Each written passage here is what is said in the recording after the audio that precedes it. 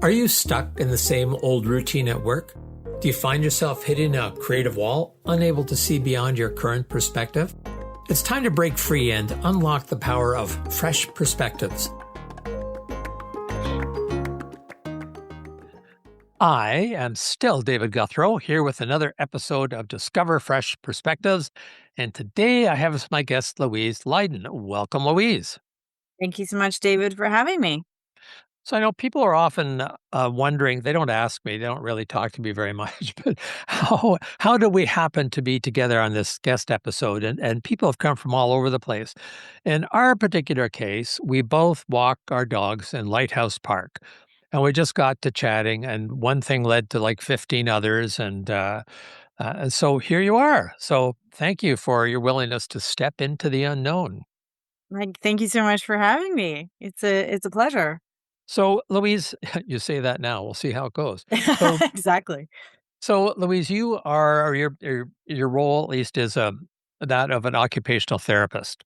hmm So, I'm wondering maybe if we could just start with. I don't want to make assumptions that people that are listening know what an occupational therapist is or how it's different from a physiotherapist or anything like that. So, if you could just maybe describe what the role of an OT is to start with.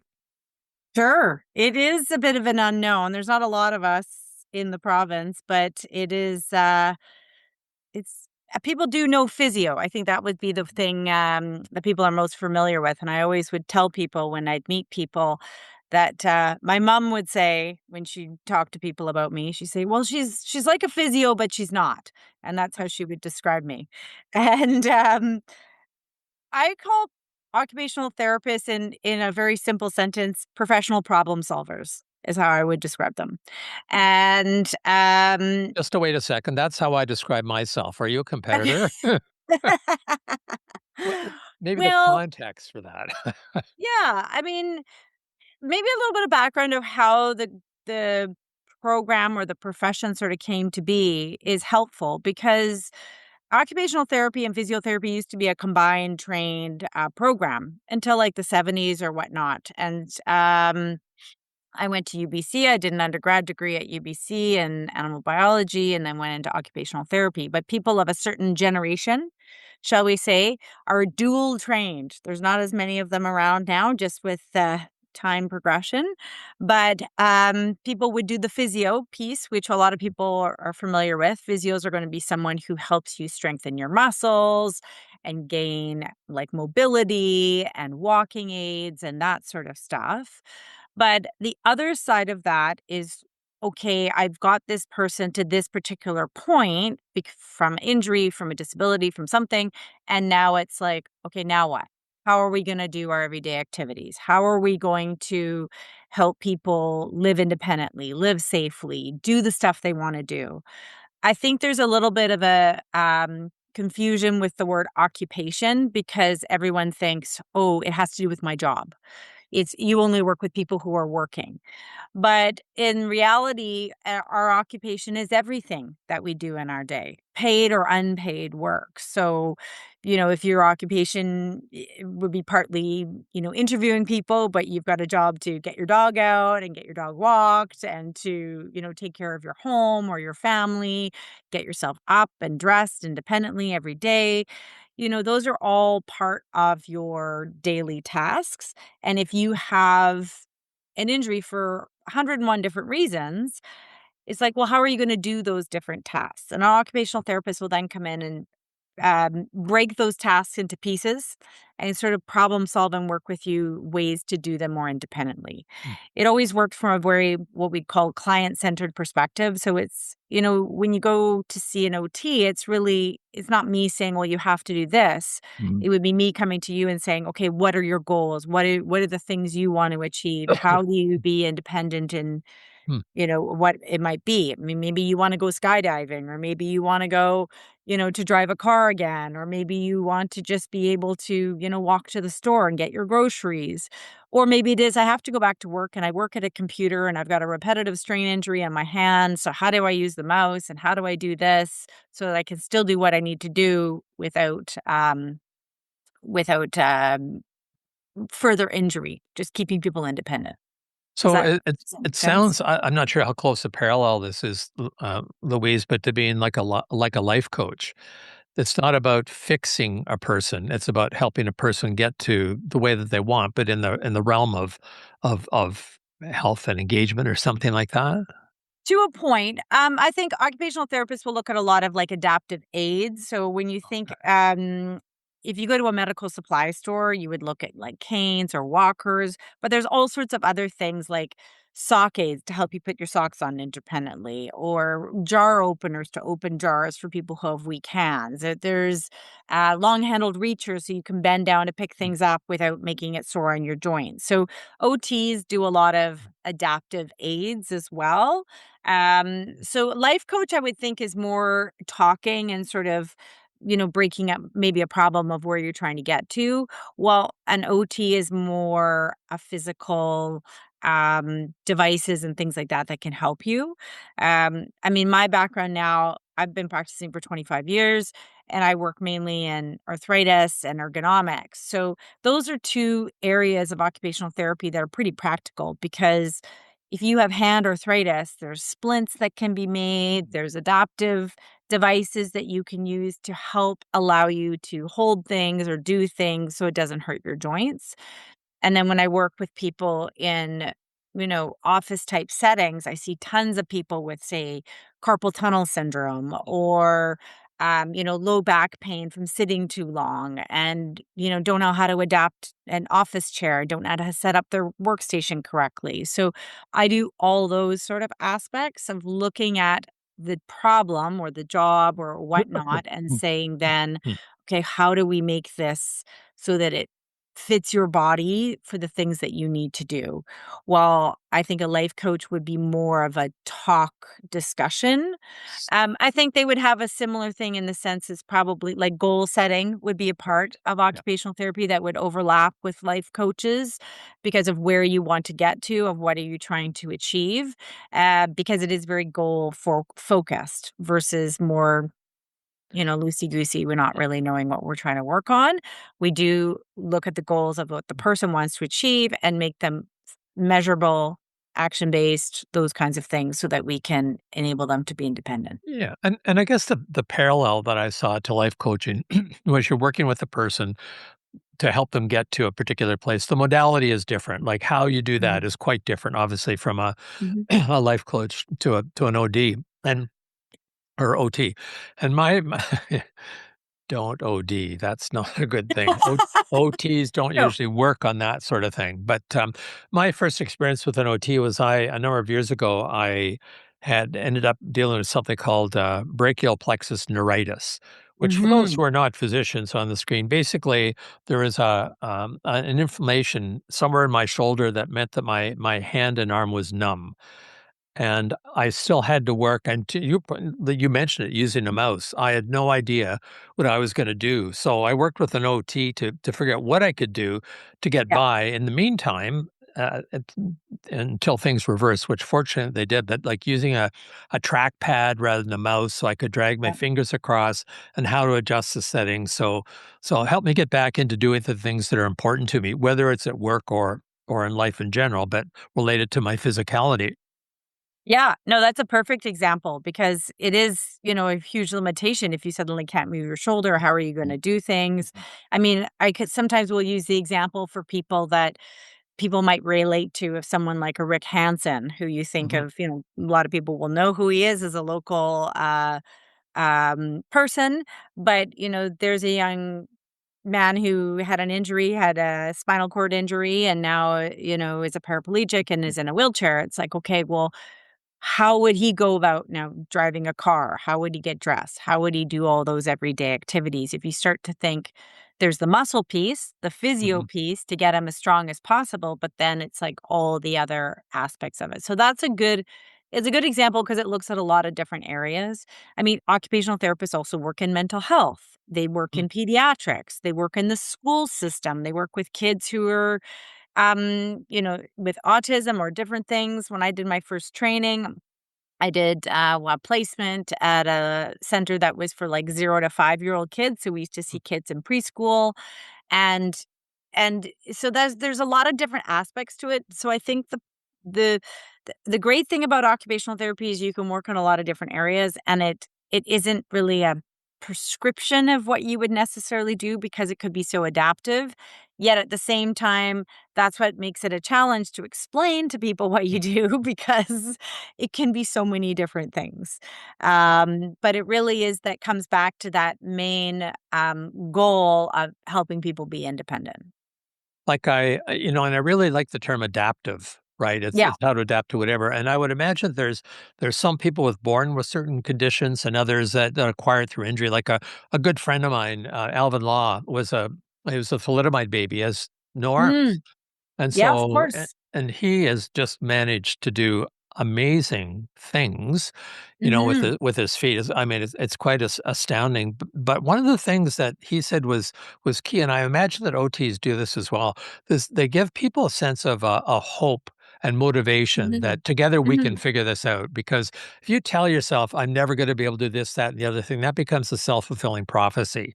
So Absolutely. it's the head part of the adaptation as well as the sort of the physical part too, what I think have to go hand in glove. Absolutely. And I think even in my role now, my career has kind of changed over time. And now I'm in more adult education, which I actually really love.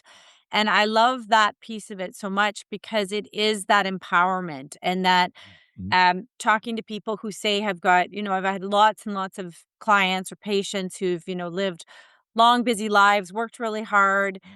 They retire and all of a sudden they get this hip arthritis diagnosis or a knee arthritis mhm, diagnosis. And they had all these plans to, travel and do all these things. And now they're really limited with pain and discomfort. And I think it's a huge shift for people to sort of think, oh my gosh, how am I going to do things? And I think what I like most about my job now, but even in my other areas, is this ability to work with people and teach them ways that we can um, self manage, of that there's lots of things we can do ourselves to improve things. A lot of the things do take time, they take effort. And, but I always come back to encouraging people that you have a huge role to play in your health. I think there's can be a lot of faith and you know hope put in, oh, the doctor's going to fix me or the medications are going to fix me. And there is a huge piece of that. There's no two ways about it. But there's also um, a role for us, as all of us, for healthcare users and just people on the planet, that empowering people that there are things you can do to help yourself. And I think that's what I really love. And I love people leaving classes that I teach about arthritis. So like, oh, I didn't know I could do all these different things with my hands that would make my hands feel better. Or I didn't know that mm, there was something other than a knee replacement surgery and that was my only option and there's nothing else. I'm like, no, there's loads of things you can do. And I love that it's like a light bulb that kind of goes mm, off in people's heads. They're like, oh, I can do things that can help myself. And same thing with work. When you go into offices and you see people who have sore backs or sore hands or necks or things like this. Okay, these are things you can do. But again, it's like, okay, I'm going to start taking care of my health and I'm going to take these steps to take more breaks and to change positions and to do my strengthening exercises. You might be exercising all the time, but you're not necessarily strengthening. And that's a piece that people often miss. And when you break it down like that, they're like, oh, I didn't realize there's all these different aspects to my health that I could work on. Even things like balance. I teach people about balance exercises. They say, well, my balance isn't as good as it once mm, used to be. I said, well, do you know you can make your balance better by mm, practicing? mm, They're like, really? I'm like, 5 or 10 minutes a day. And we go through some things that they can do. I'm like, wow, when you're waiting for the kettle to boil, to have your tea or your mhm, coffee, mhm. adding in a little bit of balance exercises and those sort of things. And especially when you're trying to change um, habits or routines, it's like adding something on to something you already do. Mhm. That idea that, well, you're going to brush your teeth every morning, so you can add in some balance exercises as you brush your teeth or things like that. And so those are This is ways to help people be successful. like stand on one foot when you're brushing your teeth with your eyes closed and trust the toilet's there to fall onto if you lose your balance, Okay, things like that's that? progression. I always demonstrate in my class. I demonstrate, balance when you got your feet, shoulder width apart. Then you bring them together, and then very quickly I'll go from like one foot in front of the other, and all of a sudden everyone can see that I'm falling and having to correct. And those are all those little proprioceptors inside the joints trying to protect you and trying to stop you from falling. So then I know, okay, I've pushed it a little bit too far. So now I'll go one foot just a little bit in front of the other because you want to challenge yourself. You want to challenge the balance. You want to challenge. Same thing with strengthening. We get a lot of people who will be like, well, I exercise every day and I'm doing different things. But when you actually talk about it and you break it apart, it's like, well, I go for the same walk every day for half an hour. I'm like, okay, that's great. Cardiovascularly, that's great. You're getting movement, you're getting range of motion, great, but we're not strengthening. And that's a piece Mm, that people often miss. It's like to strengthen, you have to literally stress, you have to break muscle to cause it to build more muscle. So even people being reminded of that, because in my role in adult education, you're not teaching kids who don't know necessarily about this. And a lot of adults know these things, but it's a good reminder to hear things again and maybe from a different perspective. And maybe they've kind of, taken for granted they've been able to do all the things they've wanted to do over years. And now all of a sudden they have pain or discomfort. It's like, oh, okay, well, I got to take a step back and kind of break this apart. And what kind of aspects do I want to work on? We work on a lot of goal setting, like setting, using a logbook, keeping track of things. That's a great way to measure things and see, are we getting where we want to go? And it gives people, I like people having things to tick off. right. You're like, I'm getting somewhere. I'm getting somewhere. When you have a disability or limitation or pain or discomfort, it can feel like, well, I can't do this and I can't do this and I can't do this. And that whole sort of mindset then becomes, oh, I'm unable. Not able to do this. And so in my role, trying to sort of flip that around to say, okay, well, these are where we're going to start from, where we're at, and we're going to work to build slowly. And we kind of call it in occupational therapy, sort of the just right challenge, where if you make something too hard, you'll be unsuccessful. If you make it too easy, we're not making goals. It's like my youngest son came from one of his rugby matches, and he said to me, "I am going to get really fit. I'm going to go to the gym 7 days a week." I'm like, "Really? Are we sure about this?" So why don't we start with like two? No, no, I'm going to do seven. I'm going to go every day. Well, you can imagine how that went. So, coming back to me to empowering people that there's things that they can do, but making it that chunk that you want to make sure you can bite off as much as you can chew kind of thing. You want to be ensure success so that you move in that right direction. So I have a couple of different questions and going in Sure. different directions, and one of them, is there a role for and if so, what is it for for occupational therapists in prevention or preparation? And I'll give you, as opposed to waiting till there's a condition there that needs to be addressed. So I'm in line for a couple of new knees, whoo, right? But there's Talk to probably me. a lot of things, a lot of things that I could do if I go Yeah. through with that to get ready. So before the Hmm. condition, is actually there, and even things like from an education, it's like the balance is a huge thing for older Hmm. people, right? Where they tip Hmm. over, break a hip, and Hmm. they're so is there a role for OTs? Where does it fit? So that's kind of one question. And attached to that, how does one access the services of an OT? So, does it have to be through a health plan or the private clinics or so? Those are two quite different questions, but I've got a third totally random I'll ask after these two. Okay. All right. Okay. First one is about prevention.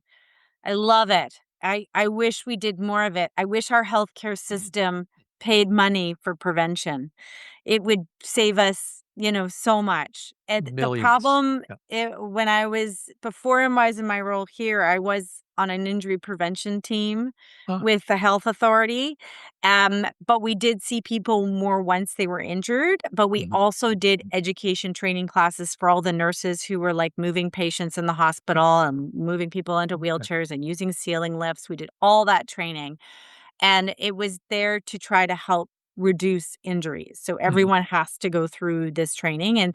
But in the grand scheme of things, our healthcare system isn't the best at putting money towards prevention. So how do you prove it? Like you can say, oh, if we do this, if we give David all this education and he goes for his knee replacement and now he's all prepared. So he's in hospital for 1 day less than, the 2 days he could have been in there. So that Mm. saves our healthcare system, Mhm. 17, $1,800 or whatever it is a day in the hospital. You can look at that and measure that. If we teach you now all these Mm. things that will help avoid you going for your knee replacement at all, Mhm. how do we measure it? And I think that's been the Mm. frustration Mhm. because I see it's such a valuable piece, but it's such a hard one to measure. And so therefore it's such a hard one to advocate for. Um, but I do think it's Mm. so, so important. Um, You know, so just to jump in for a sec, because yeah, I think about phys ed classes when I was going through phys ed. yeah, It was all about activities and things like that. It wasn't yep, about permanent lifestyle things that will last you for decades, yeah. right? It's all about the activity. It's all about the short term, not about the long term things that are Mhm. sustainable because it's not as much fun, right? Right. Right. Well, and it's even interesting now, like when we talk about injuries, I was at a talk years ago now, at the hospital that was done by a physiatrist, so a physician who's like an exercise specialist. Mhm. And she was talking, and there was a bunch of different people in the room. And I remember somebody asked a question about their grandkids, and they said, "Well, how do I prevent my grandkids from having injuries later in life?" Mhm. And her comment was that nowadays, and I see it no with teenagers myself and just with other parents and families, is that there's a lot more put on younger kids who get injured in sports when you talk about phys ed classes. Because when I was a kid, it was sort of like, oh, you had a fall and you injured your knee. It's like, get back out there. But now there's a lot more. I mean, there's kinesiologists that travel with a lot of these sports teams, and the kids get injured and they're out for injuries and going to physio and all that sort of stuff. I don't remember that being like that when I was a kid. And so I think there is a shift towards that because that's a good way when you look at something like arthritis, just as a big example with, 25% of our population dealing with it.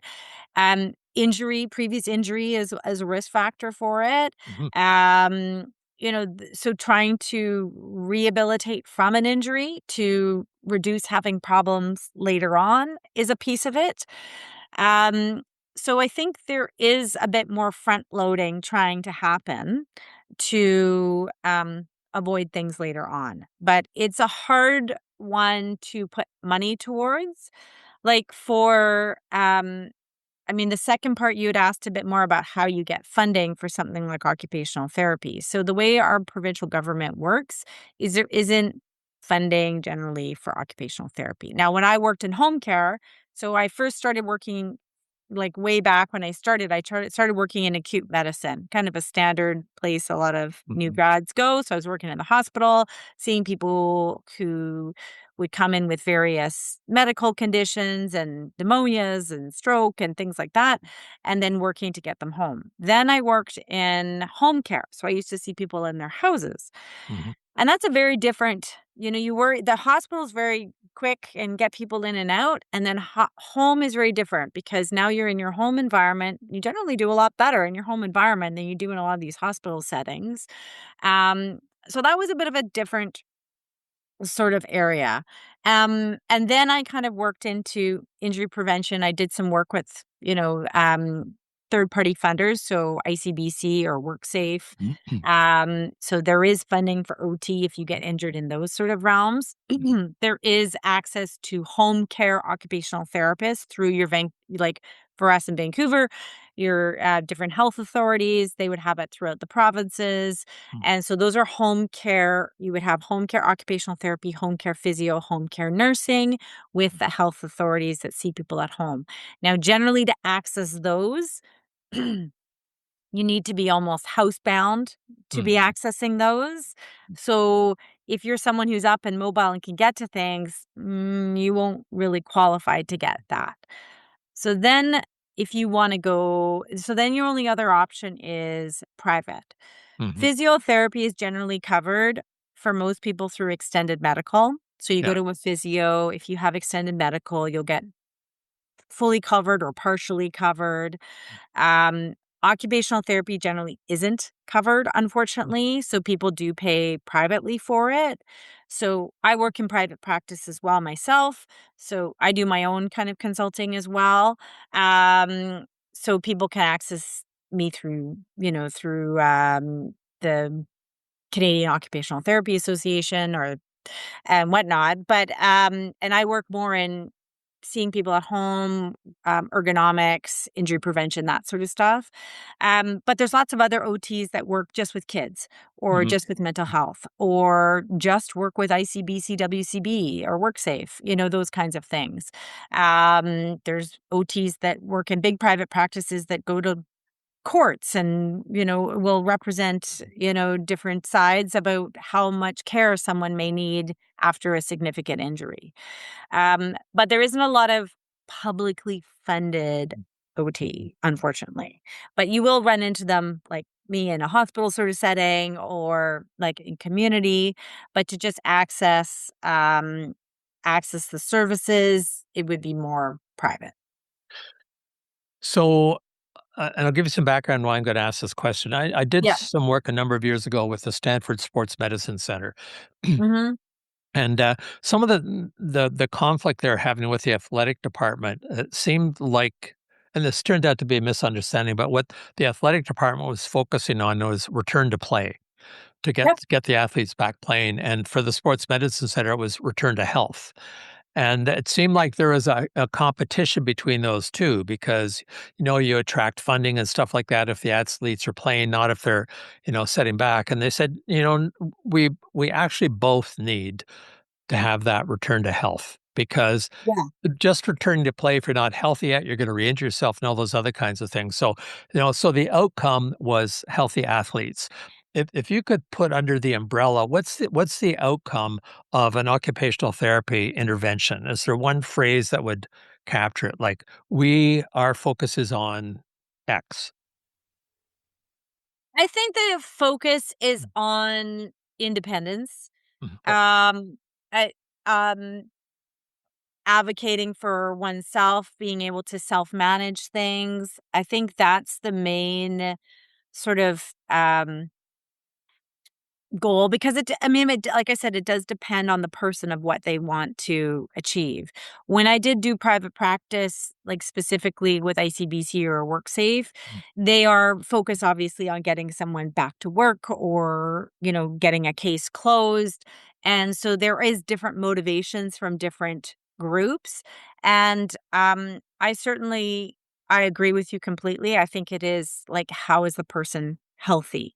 And how can the person return to what they want to do? And so sometimes when there's different stakeholders, people have different goals of what they want. And so it does become a challenge um, to sort of balance that. But as an OT, I certainly, it is working on someone being independent, being able to do the things they need to be able to do in their everyday lives. And as I said, that can vary between people, being able to do your job, function in your job. Um, and ideally, especially in workplaces, the employer wants the person to be able to come back to work and do the job. But it's like you don't want to rush someone. So now, like you said, they're going to get injured. It's the same thing as like the sports concept as well. So it is trying to find that balance. And some of these things do take, they take time. They might take time away from the job. It's like, okay, now this person could go back to work, but they really need more breaks in their day so they don't get re injured. And hopefully you have a supportive employer that's that's agreeing with that. And so it needs to have a bit of that team approach to it too. So let me ask you for a couple of tips, Louise, that may make you unpopular with some people. Are you ready for Oh, this? okay, sure. Okay. So, but for the right reasons. So, these days, people trying to get independence, try to heal themselves because everything is online. There Oh, is a raft of here's 15 different devices that will get you back to mobility. Here's things that'll fix your hammer toe. Here's your things that'll fix your trigger finger or your shoulders or things like that. yep. How on earth do you sort through the crap that's simply about making money versus actually going to make a difference? And is there what's the role? I could very easily see a helpline to go out to an OT and say, "What do you think about this?" Where you can Mhm. say, "That is such crap. That's going to make things worse." But for people that want to get independent but want to do it on their own, don't have the time, don't know how to Yeah. access an OT, how do you sort through all the crap and decide what, if anything, to purchase that you've seen online? Yeah, I get a lot of questions about this sort of stuff. Should I wear these copper bracelets? And should a doctor, they say this, I should eat this. And Costco sells buckets of it, so therefore it must make my knees better. Mm, Um, it's a really tough situation now, and now we've got AI, which is going to change it again. But Google, I often tell people in my class, be careful doing too much Dr. Google late at night mhm, because it's a helpful tool in one way, but it is such a open, you kind of open up a bit of a can of worms. mhm, From my background in science and in healthcare, I do look at research. I think it's the one constant that we have. And I always tell people when something new comes out or something's like come out of Germany or something's come out of you read about these things, it's like, "Oh, it must be I'm going to get this injected in my knee or I'm going to do." It's like, "Okay, hold on. Wait a second. Like what's the research?" And just because something's new doesn't mean it's the right thing. There's been lots of things you mentioned thalidomide. There was a time in a place where that mhm, was like, let's mhm, all do this. Okay, well, let's see how that goes. So I'm a big fan of, I love research and I like to look at controlled studies and go back to that. That's our only gold standard we have in healthcare to compare things. mhm, Um, I'll tell people, especially in arthritis, like they'll look at all these different gadgets or injections or things that are out there, and they do exist. But the research on some of these things is mixed. There's thousands of research on exercise, on strengthening exercise. Nobody wants to hear that stuff because it takes time and effort and have to do stuff. Like, what do you mean? But there's tons of it, like huge amounts backing it. And so I think there is often a bit of a quick fix is like, I'm going to eat this, I'm going to drink this, I'm going to take this. And so I'm not opposed to new and inventive things coming out. It's great. But I just think we have to keep an open mind. I think we have to let things, play out. And then I want to see the research on things. And as I said, I'm a little bit of a doubting Thomas. I don't like to rush to things. I like things that have been kind of tried and true and we've seen it and we've got lots of things to back it. So I know when you're in pain and discomfort, it's like, oh, well, I just want to do this one little thing, but I really don't want to do my physiotherapy exercises, or I really don't want to wear this splint that's going to help protect my joints, or I don't want to, if you had trigger finger or something like that, you know, and so it is something that I try to educate people on when they come to my classes or when I meet them individually. It's, um, it's out there. I think we're gonna keep having it. And I know lots of friends who'll go to their GP, and I'm sure if you had family doctors on here who have everyone who comes in and said, "Well, AI said this," or "I have," and these are amazing tools. They really are. But I think we have to, tailor it, and we have to look at what the numbers really show and see, um like, what are you comparing? And if you're looking at research, are you just looking at people in a certain age group? Or you might have a study out there, but we actually, the research is like they looked at 10 people. They didn't look at 2,000 people. And I think that's another thing that's interesting too is that if you talk to a lot of people and say, well, have you been in research before? Have you volunteered in studies? And a lot of people, haven't. So I think it's it's an area that's fascinating to me, and we've certainly done different worked with different groups that have done studies and recruited patients for it, and that's the only way we kind of know. I don't think we know necessarily otherwise, but I do think proceed with caution. Just because the internet says it's good, to take some time. And I think it is, talking to different professionals. I think that's the one way, but doing your further research just because it says it's good doesn't necessarily I wouldn't run out and necessarily do everything. So here's some generic advice I would offer from my academic background as a geologist. So, so, Mm, so I I didn't want know you to say, that. no, that's wrong. Don't do that. So, a few of the principles that I would recommend are: don't wait until you have debilitating pain to start to look after Yep, yourself. Would be one thing. 100%. Mhm. I'd say another one is balance um, patience with motivation. And, you talked earlier about do a pace that's not too slow, but also not too fast, and it's different for everyone. Like to find the appropriate pace, and understand that there's no shame in seeking help to get back to the kind of mobility that you're able to do if you're willing to put in the work. And I guess the other one is it does take work, and then the fourth one that you just talked about is, use some discretion when you're Mhm. deciding what you'll leap onto. And even in AI, a lot of my Mhm. colleagues who specialize in this area would say, you know what? Don't take any advice from any one LLM. Check out what does ChatGPT say, what does Gemini say, what does Yeah, Perplexity say, those things like that. And ultimately, you have to make the decision yourself. And if it doesn't right. feel right for you, don't do it. Right? Yeah. Yeah, for sure. Any of Yeah, those things no. reasonable, or do you wanna dispute Oh, them and argue? absolutely. No, I think those are all great things to do. And as I said, these are amazing tools to research because they're pulling, if you look at AI, it's pulling you can pull research from all these research articles. Like so there is I mean they're using it in healthcare themselves.